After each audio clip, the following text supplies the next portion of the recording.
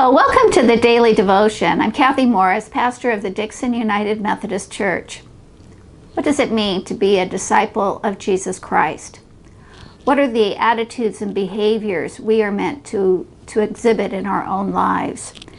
Now, very often we think in terms of religious activities such as attending worship services or reading the Bible, taking time for prayer, charitable giving. But the Apostle Paul, in his letter to the Galatians, reminds us that discipleship is about every aspect of our lives.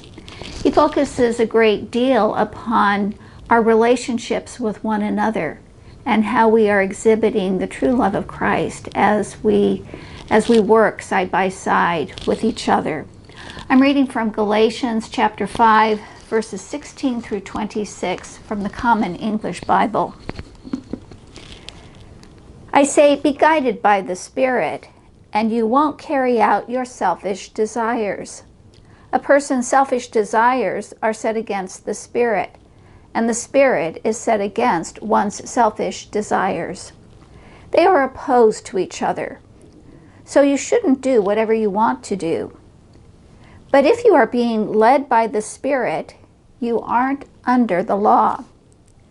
The actions that are produced by selfish motives are idolatry, drug use, casting spells, hate, fighting, obsession, losing your temper, competitive opposition, conflict, selfishness, group rivalry, jealousy, drunkenness, partying, and other things like that.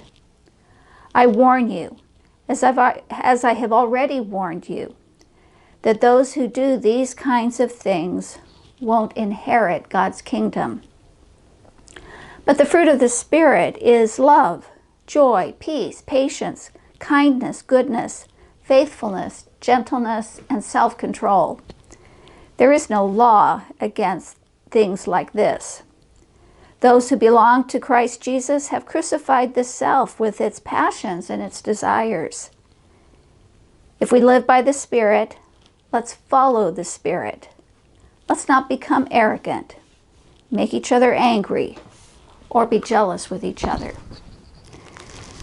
Paul's words are very direct and quite harsh as we look at them and take them seriously.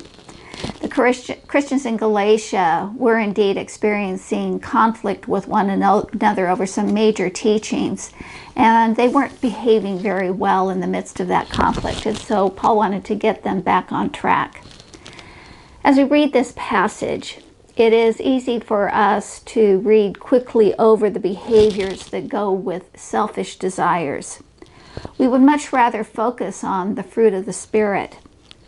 But when we are honest with ourselves, we know that losing our temper, competitive opposition, conflict, selfishness, group rivalry, these can be an operation in our lives, even in very subtle ways. Augustine of Hippo lived between 354 and 430. He was one of the most influential of the Christian leaders during this period of time. Now, Augustine resisted making a faith commitment to Christ for a long time. He wasn't quite ready to give up some of his selfish desires, some of his vices. Eventually he did, and he wrote about his struggles in his memoir, which is entitled Confessions. Augustine wrote this: "To my God, a heart of flame. To my fellow men, a heart of love. To myself, a heart of steel."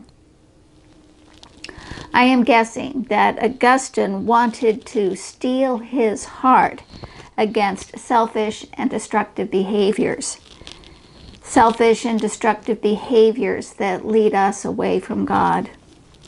We all need to have that same kind of resolve in our lives. Now, for a prayer exercise, find some steel item, some steel object that you have around the house. Now, most of us have a drawer full of stainless steel silverware that we can pull out and use for this exercise.